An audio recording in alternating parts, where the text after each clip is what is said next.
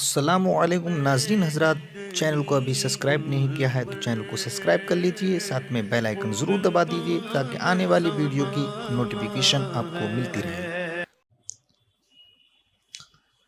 کہ نبی اکرم صلی اللہ علیہ وسلم کا گزر دوزخ کے قریب سے ہوا تو حضور صلی اللہ علیہ وسلم نے حضرت جبریل امین علیہ السلام سے دوزخ کی ایک جھلک دیکھنے کی فرمائش کی۔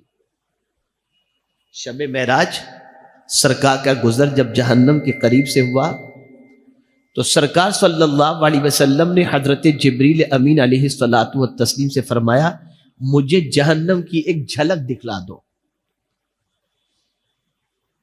تو حضرت جبریل امین علیہ السلام نے سرکار کے حکم کو قبول فرمایا۔ اب حضور صلی اللہ علیہ وسلم نے جہنمیوں کو دیکھا اور کن حال میں دیکھا، کن گناہوں کی وجہ سے دیکھا، اب سماعت فرمائیں۔ سب سے پہلے آقا کریم صلی اللہ علیہ وسلم نے دیکھا کہ کچھ لوگ ایسے ہیں جہنم کے اندر، کچھ لوگ ایسے ہیں جن کے ہونٹ اونٹ کی طرح ہیں، وہ بار بار آگ کے گولے اپنے منہ میں ڈالتے ہیں جو کہ ان کی پشت سے خارج ہو جاتے ہیں۔ حضرت جبریل امین علیہ السلام نے بتایا یہ وہ لوگ ہیں جو امانت میں خیانت کیا کرتے تھے۔ میرے پیارے آقا صلی اللہ علیہ وسلم کے پیارے دیوانوں، امانت میں خیانت کرنے کی سزا آپ نے سن لی۔ اب امانت کے بارے میں اللہ عز و جل کا فرمان کیا ہے اور رسول اعظم صلی اللہ علیہ وسلم کا ارشاد کیا ہے، یہ بھی سماعت فرمائیں۔ اللہ عز و جل ارشاد فرماتا ہے، یا ایھا الذین آمنوا لا تخونوا اللہ والرسول وتخونوا اماناتکم وانتم تعلمون۔ اے ایمان والو، اللہ اور اس کے رسول سے خیانت نہ کرو اور نہ جان بوجھ کر اپنی امانت میں خیانت کرو۔ اگر آپ کے پاس کوئی امانت رکھ دیا تو اس امانت میں آپ کبھی جان بوجھ کر کے خیانت نہ کریں، اور اگر کوئی امانت میں خیانت کرتا ہے تو اس خائن کا عذاب حضور صلی اللہ علیہ وسلم نے دوزخ میں جب جھانک کر دیکھا تو آپ نے سنا کہ اللہ کے رسول صلی اللہ علیہ وسلم نے اسے کس حال میں دیکھا۔ آقا کریم صلی اللہ علیہ وسلم ارشاد فرماتے ہیں، منافق کی 3 علامتیں ہیں۔ جب بات کرے جھوٹ بولے، جب وعدہ کرے تو خلاف ورزی کرے، اور جب اس کے پاس امانت رکھوائی جائے تو اس میں خیانت کرے۔ یہ منافق کی عادت ہوتی ہے، بات کرتا ہے تو جھوٹ بولتا ہے، وعدہ کرتا ہے تو پورا نہیں کرتا، اور امانت اس کے پاس رکھی جائے تو خیانت کرتا ہے۔ اب آپ سنیے منافق کا ٹھکانہ کیا ہے، تو قرآن کہتا ہے ان المنافقین فی الدرک الاسفل من النار، جہنم کا جو سب سے نچلا طبقہ ہے وہاں پر منافق کو رکھا جائے گا۔ اس لیے میرے پیارے آقا صلی اللہ تعالی علیہ وسلم کے پیارے دیوانوں، اگر آپ کے پاس کسی کی امانت ہے تو اس امانت میں خیانت کبھی نہ کریں، امانت کو بطور امین رکھیں، اور قربان جائیے آقا کریم صلی اللہ علیہ وسلم کی عظمت پر کہ رسول اعظم صلی اللہ علیہ وسلم کو زمانے جاہلیت کے اندر بھی لوگ صادق الوعد الامین کہا کرتے تھے۔ اب دوسرا گروہ، رسول اعظم صلی اللہ علیہ وسلم نے کچھ لوگوں کو دیکھا جہنم میں، کچھ لوگوں کو دیکھا کہ ان کے پیٹ بہت بڑے ہیں اور پھولے ہوئے ہیں، اور اونٹ ان کو پاؤں سے روند رہے ہیں۔ حضور صلی اللہ علیہ وسلم کو بتایا گیا یہ وہ لوگ ہیں جو سود کھایا کرتے تھے۔ میرے پیارے آقا صلی اللہ تعالی علیہ وسلم کے پیارے دیوانوں، ہے کسی کے اندر اتنی ہمت کہ اس کے پیٹ پر اونٹ پیر رکھ دے تو وہ برداشت کر سکے، اور پھر قیامت میں وہ پیٹ پھولا ہوا ہوگا اور اس کو یہ عذاب دیا جائے گا۔ اب سود کے متعلق قرآن مقدس میں اللہ کا کیا ارشاد ہے اسے سماعت فرمائیں۔ رب ارشاد فرماتا ہے یا ایھا الذین آمنوا لا تاکلوا الربا اضعافا مضاعفہ واتقوا اللہ لعلکم تفلحون، اے ایمان والو دگنا در دگنا سود نہ کھاؤ اور اللہ سے ڈرو اس امید پر کہ تمہیں کامیابی مل جائے۔ یعنی اگر کوئی سود سے بچتا ہے تو اللہ تعالیٰ اسے کامیابی عطا فرماتا ہے۔ تو سود ایسا برا گناہ ہے کہ سود کی وجہ سے اللہ عز و جل جہنم کے اندر اس سخت ترین عذاب کے اندر اس بندے کو گرفتار فرمائے گا۔ میرے پیارے آقا صلی اللہ تعالی علیہ وسلم کے پیارے دیوانوں، سود کتنا بڑا گناہ ہے، حضور صلی اللہ علیہ وسلم نے اس کے بارے میں کیا ارشاد فرمایا؟ تو حضرت ابو ہریرہ رضی اللہ تعالیٰ عنہ سے روایت ہے کہ رسول اللہ صلی اللہ علیہ وسلم نے فرمایا سود کے 70 گناہ ہیں۔ یعنی آپ سوچئے ایک سود 70 گناہوں کا مجموعہ ہے۔ تو سرکار فرماتے ہیں سود 70 گناہ ہیں، سود کے 70 گناہ ہیں، جن میں سے ہلکا گناہ اس قدر بڑا ہے جیسے کوئی اپنی ماں سے نکاح کرے۔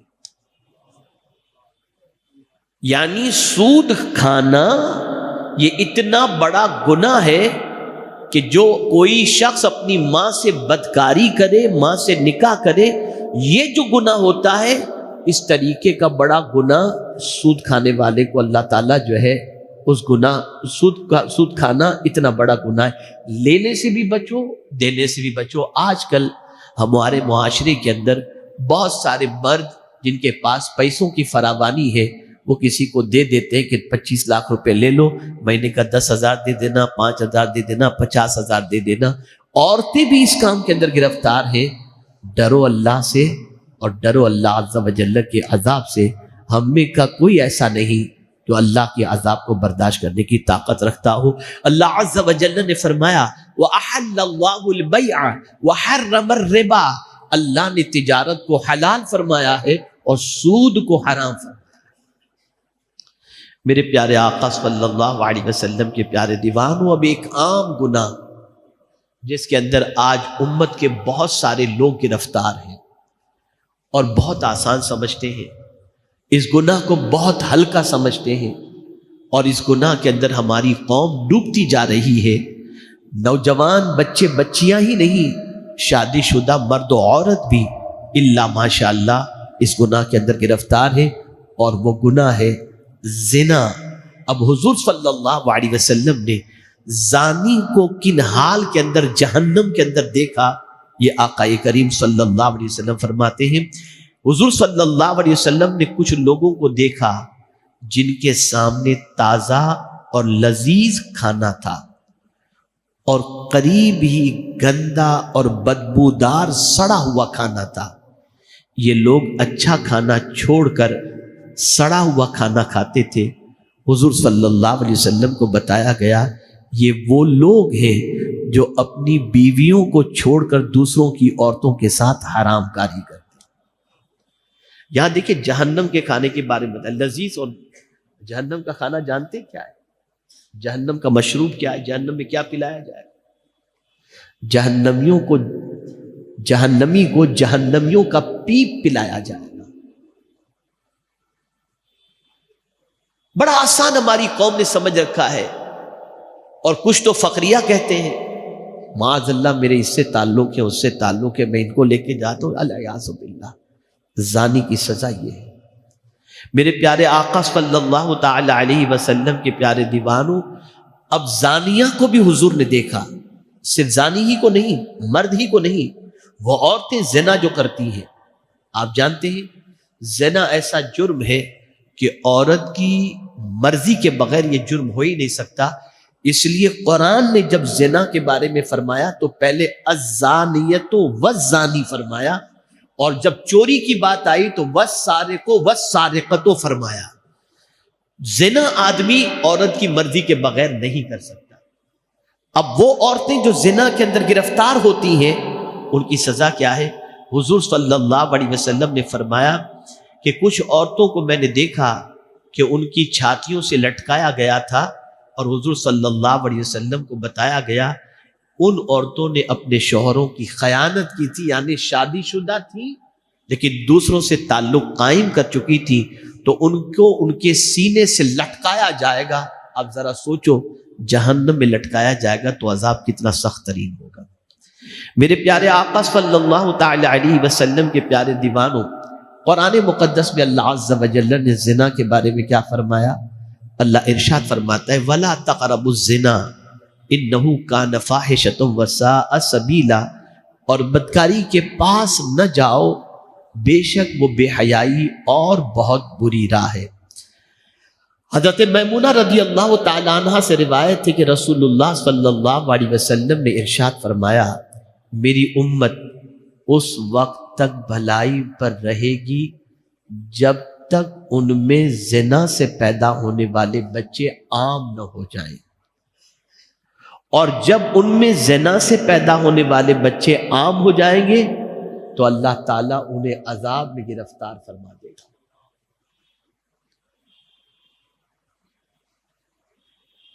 خدا کے لیے ان جرموں سے، ان گناہوں سے بچنے کی کوشش کی جائے اور اللہ کی بارگاہ میں دعا کی جائے کہ اللہ تعالیٰ ان سخت ترین گناہوں سے بچنے کی ہمیں توفیق بھی عطا فرمائے اور پروردگار بچنے میں ہماری مدد بھی فرمائے۔ اب آقا کریم صلی اللہ علیہ وسلم نے نماز میں سستی کرنے والوں کو عذاب میں گرفتار دیکھا۔ کیا عذاب ہو رہا تھا ان پر؟ آقا کریم صلی اللہ علیہ وسلم نے دیکھا کہ کچھ لوگ ایسے ہیں جن کے سر پتھر سے پھوڑے جا رہے ہیں، اور جب وہ کچلے جا چکے تو پھر سابقہ حالت میں ہو گئے، یعنی پتھر مارا ان کے سر پر، کھوپڑی پھٹ گئی، پھر تھوڑی دیر کے بعد واپس ان کا سر ٹھیک ہو گیا، تو اللہ کے رسول صلی اللہ علیہ وسلم فرماتے ہیں کہ پھر ان کے اوپر جو ہے دوبارہ، یعنی یہ عذاب ہوتا رہے گا، سر ٹھیک ہوگا پھر ان پر پتھر مارا جائے گا، پھر ٹھیک ہوگا پھر ان پر پتھر مارا جائے گا۔ کن کو؟ جو لوگ نماز میں سستی کرتے ہیں۔ حضور صلی اللہ علیہ وسلم کو جبرائیل امین علیہ الصلاۃ والتسلیم نے بتایا کہ یہ وہ لوگ ہیں جو فرض میں سستی کرتے تھے، جو فرض میں سستی کرتے تھے اور اس کو اپنے وقت پر ادا نہیں کرتے تھے، اور رکوع و سجود بھی پورے نہیں کیا کرتے تھے۔ میرے پیارے آقا صلی اللہ علیہ وسلم کے پیارے دیوانوں، ذرا سوچو نماز میں سستی کرنے والے کا انجام کتنا سخت ترین ہے۔ کسی میں اتنی طاقت نہیں کہ نماز ترک کرنے کا جو عذاب ہے وہ برداشت کر سکے۔ اب آئیے قرآن مقدس میں رب قدیر جل جلالہ کا ارشاد نماز سے متعلق، نماز چھوڑنے سے متعلق تو نہیں، نماز چھوڑنے کی بات نہیں، نماز میں سستی کی بات کر رہا ہوں۔ سستی کرنے والے ان کے، اور یہ یاد رکھیں مومن کی نماز الگ ہے، منافق کی نماز الگ ہے۔ مومن جب نماز پڑھتا ہے تو قرآن کہتا ہے قد افلح المؤمنون الذین هم فی صلاتہم خاشعون۔ مومن جب نماز پڑھتا ہے تو اس کی نماز میں گریہ وزاری ہوتی ہے، اس کی نماز کے اندر عاجزی انکساری ہوتی ہے۔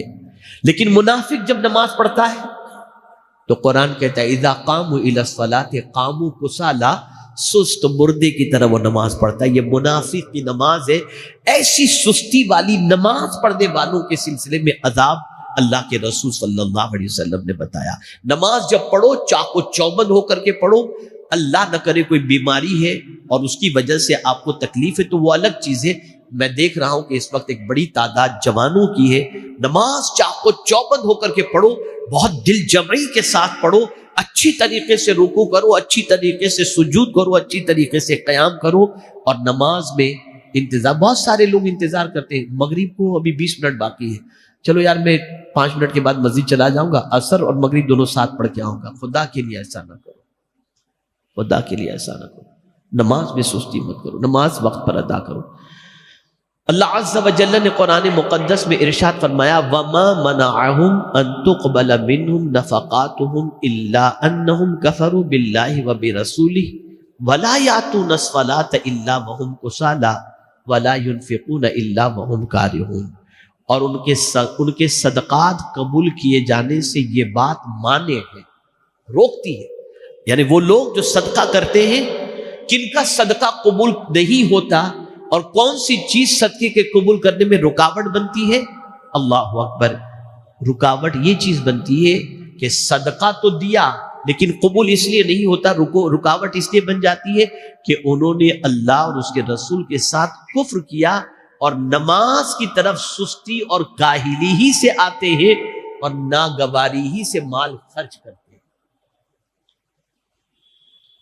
یہ ہے نماز کی سستی۔ آپ مال دے رہے ہو، دل کو بالکل جو ہے فراخ دلی کے ساتھ نہیں، تنگ دلی کے ساتھ آپ خرچ کر رہے ہو اور نماز میں سستی کر رہے ہیں، تو اللہ عز و جل ارشاد فرماتا ہے کہ ایسے لوگوں کا صدقہ بھی اللہ قبول نہیں فرماتا۔ حضرت ابی بن کعب رضی اللہ تعالیٰ عنہ کہتے ہیں کہ ایک دن رسول اللہ صلی اللہ علیہ وسلم نے ہمیں نماز پڑھائی، پھر فرمایا کیا فلاں حاضر ہے؟ لوگوں نے عرض کیا نہیں۔ حضور صلی اللہ علیہ وسلم نے فرمایا کیا فلاں حاضر ہے؟ لوگوں نے کہا نہیں۔ حضور صلی اللہ علیہ وسلم نے فرمایا یہ دونوں عشاء اور فجر منافقوں پر بقیہ نماز سے زیادہ گراں ہے۔ عشاء کی نماز میں بڑی معذرت کے ساتھ عرض کرتا ہوں، اور میں جانتا ہوں کہ آپ میں سے زیادہ تر لوگوں نے عشاء کی نماز پڑھ لی ہوگی، لیکن ہو سکتا ہے بہت سو نے نہ پڑھی ہو اور نماز میں غفلت برت جاتے ہیں۔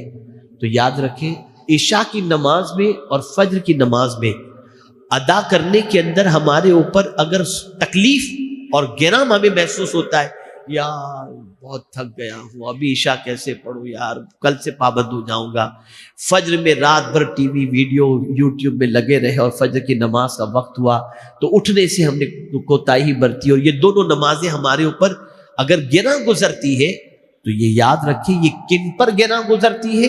تو حضور صلی اللہ علیہ وسلم نے ارشاد فرمایا فجر، ظہر، عصر، یہ تین نمازیں منافق پر گراں نہیں، منافق پر تو عشاء اور فجر کی نماز گراں۔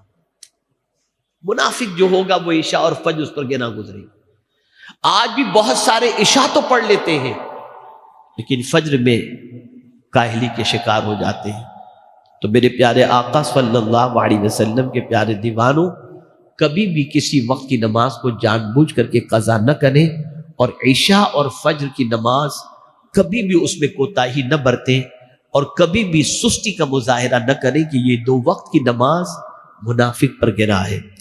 آقا کریم صلی اللہ علیہ وسلم آگے ارشاد فرماتے اگر تم کو ان دونوں کی فضیلت کا علم ہوتا تو تم ان میں ضرور آتے، چاہے تم گھٹنوں کے بل چل کر آنا، چاہے تمہیں گھٹنوں کے بل ہی چل کر کے آنا پڑے، اور پہلی صف فرشتوں کی صف کے مانند ہے۔ اگر اس کی فضیلت کا علم ہوتا تو تم اس کی طرف ضرور سبقت کرتے۔ ایک شخص کا دوسرے شخص کے ساتھ مل کر جماعت سے نماز پڑھنا اس کے تنہا نماز پڑھنے سے زیادہ بہتر ہے، اور ایک شخص کا دو شخصوں کے ساتھ مل کر جماعت سے نماز پڑھنا ایک شخص کے ساتھ نماز پڑھنے سے زیادہ بہتر ہے۔ جتنی تعداد زیادہ ہو اتنی ہی وہ اللہ عز و جل کو زیادہ پسند ہوگی۔ یہاں سے یہ بات سمجھ میں آئی کہ کوشش کریں کہ نماز با جماعت ادا کریں، اور پھر یہ بھی کوشش کریں کہ صف اول کے اندر نماز پڑھیں، اس لیے کہ اس کی فضیلت اللہ اکبر، حضور فرماتے اگر اس کی فضیلت بیان کی جائے تو لوگ گھٹنوں کے بل چل کر کے پہلی صف کے اندر حاضر ہونے کو تیار ہو جائے۔ یہ اتنی فضیلت ہے۔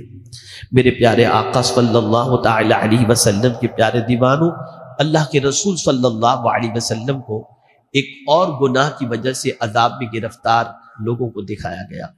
حضور صلی اللہ علیہ وسلم کا گزر ہوا ایسے لوگوں پر جن کو مردار جانوروں کا گوشت کا ٹکڑا کھلایا جاتا ہے۔ حضور صلی اللہ علیہ وسلم کے دریافت کرنے پر عرض کیا گیا یہ لوگ چغل خوری کرتے تھے اور اپنے دوسرے بھائیوں کا گلہ کرتے تھے، یعنی ادھر کی ادھر، ادھر کی ادھر۔ یہ چغل خوری جو ہوتی ہے نا، یہ چغل خور کے لیے اللہ کے رسول صلی اللہ علیہ وسلم نے کیا فرمایا؟ مردار کا گوشت۔ اور اسی طرح سے غیبت کے حوالے سے بھی ہے، مردار کا گوشت قرآن مقدس میں اس کے بارے میں آیا ہے۔ میرے پیارے آقا صلی اللہ علیہ وسلم کے پیارے دیوانوں، صرف تحدیث نعمت کی خاطر، ترغیب کی خاطر بتاتا ہوں۔ الحمدللہ آفس آپ جانتے ہیں کہ مسجد سے متصل ہے، تو دفتر کے اندر پہلے لوگ آتے تھے تو بیٹھ کر کے بہت سارا وقت یوں ہی ادھر ادھر کی باتوں میں گزار دیتے تھے، تو میں نے پہلا بورڈ لگا دیا، وقت کی قدر کریں۔ تو اب لوگ آتے ہیں، مجھے کسی کو کہنے کی ضرورت نہیں پڑتی، وہ پڑھ لیتے ہیں، بڑے حروف کے اندر لکھا ہوا ہے وقت کی قدر کریں، تو بات فضول نہیں کرتے، بس کام کی بات کر کے اجازت لے کر نکل جاتے ہیں۔ پھر میں نے دیکھا کہ کچھ لوگ آتے ہیں تو بیٹھ کر شروع ہو جاتے ہیں، اس کی غیبت، اس کی غیبت، اس کی غیبت، اس کی غیبت۔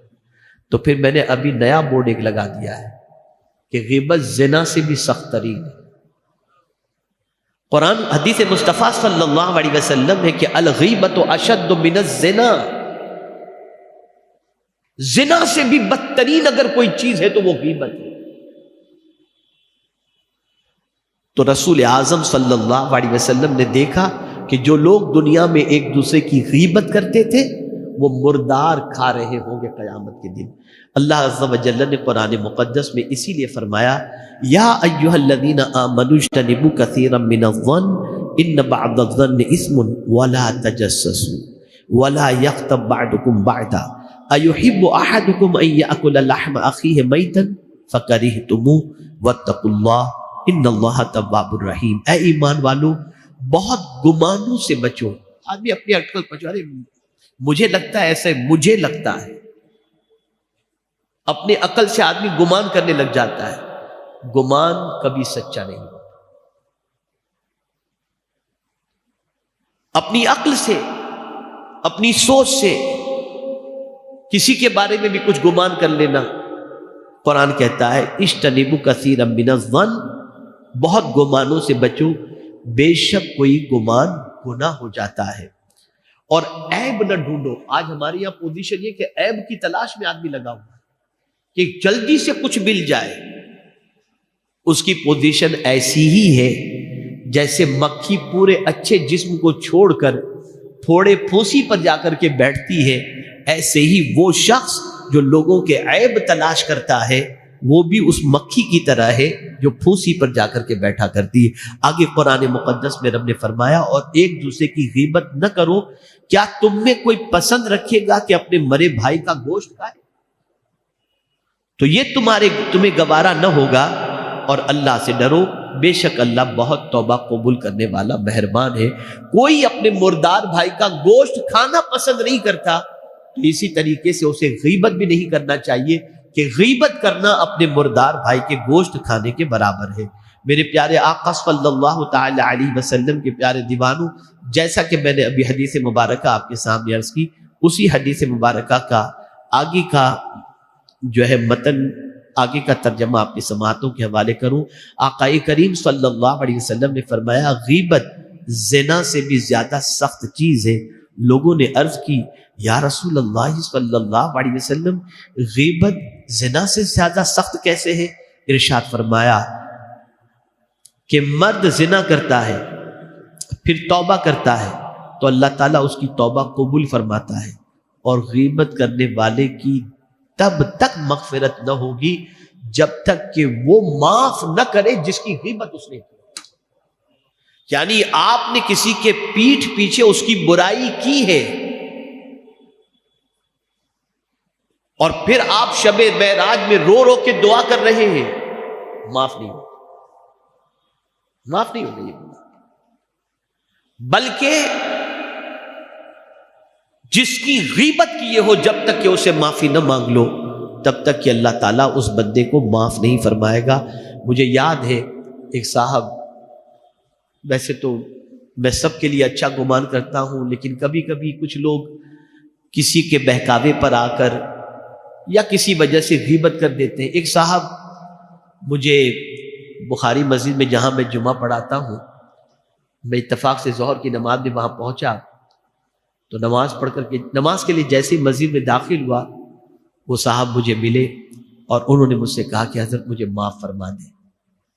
تو میں نے کہا یار میری ملاقات تو آپ سے شاید کبھی ہوئی ہے، مجھے تو یاد نہیں آتا۔ کہا نہیں حضرت، میں پہلے آپ کو بہت سنا کرتا تھا، آپ کی محفلوں میں آتا تھا، لیکن مجھے کسی نے کچھ کہا تھا تو میں نے 2-4 جگہ پر آپ کے خلاف کچھ بات کہہ دی تھی، آج میں آپ سے معافی مانگتا ہوں، مجھے معاف کر دیجئے۔ تو میں نے کہا اللہ آپ کو بھی معاف فرمائے اور مجھے بھی معاف فرمائے۔ ہمیشہ یاد رکھیں غیبت بہت برا گناہ ہے، بہت برا گناہ ہے، بہت برا گناہ ہے۔ اس لیے غیبت سے اپنی زبان کی حفاظت کرو۔ اللہ کے رسول صلی اللہ علیہ وسلم کو سفر معراج میں غیبت کرنے والوں کا انجام دکھایا گیا۔ اسی کے ساتھ ساتھ آقا کریم صلی اللہ تعالی علیہ وسلم نے شراب پینے والوں کو دیکھا۔ کس حال میں دیکھا؟ حضور صلی اللہ علیہ وسلم کا گزر ایسے لوگوں پر ہوا جن کے چہرے کالے اور آنکھیں نیلی تھی، ان کا نچلا ہونٹ پاؤں پر لٹکتا تھا، یہ نچلا ہونٹ پاؤں پر لٹکتا تھا، اور اوپر کا ہونٹ سر کے اوپر جاتا تھا۔ دوزخ کی آگ کا زرد پانی آگ کے پیالوں میں پلایا جاتا تھا، حتیٰ کہ پیپ اور خون ان کے منہ سے ٹپکتا۔ وہ گدھے کی طرح رینگتے اور چلاتے تھے۔ آپ کے دریافت کرنے پر جبریل امین علیہ السلام نے عرض کیا یہ وہ لوگ ہیں جو شراب پیا کرتے تھے۔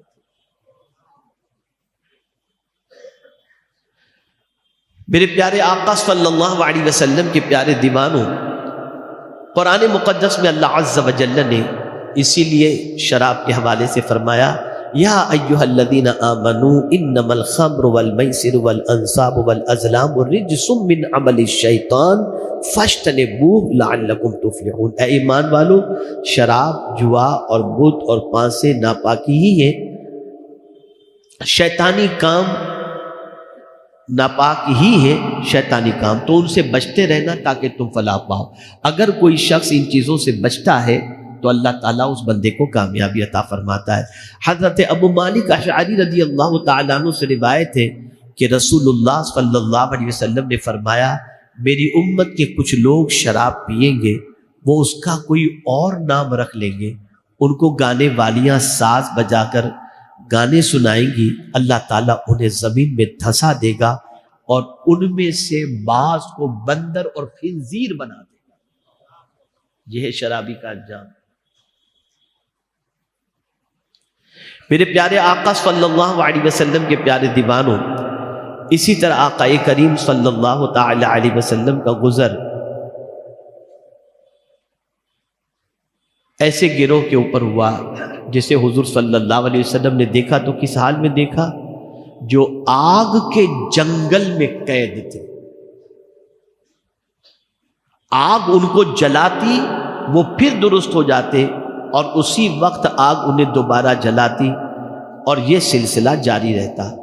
رسول اعظم صلی اللہ علیہ وسلم کے دریافت کرنے پر کہ یہ کون لوگ ہیں جن کو آگ کے جنگل کے اندر گھیر لیا گیا ہے، اور آگ جلاتی ہے پھر یہ ٹھیک ہو جاتے، آگ جلاتی ہے پھر یہ ٹھیک ہو جاتے، یہ کن گناہوں کی وجہ سے؟ تو رسول اعظم صلی اللہ علیہ وسلم کو بتایا گیا یہ لوگ ماں باپ کے نافرمان تھے، ماں باپ کے نافرمان۔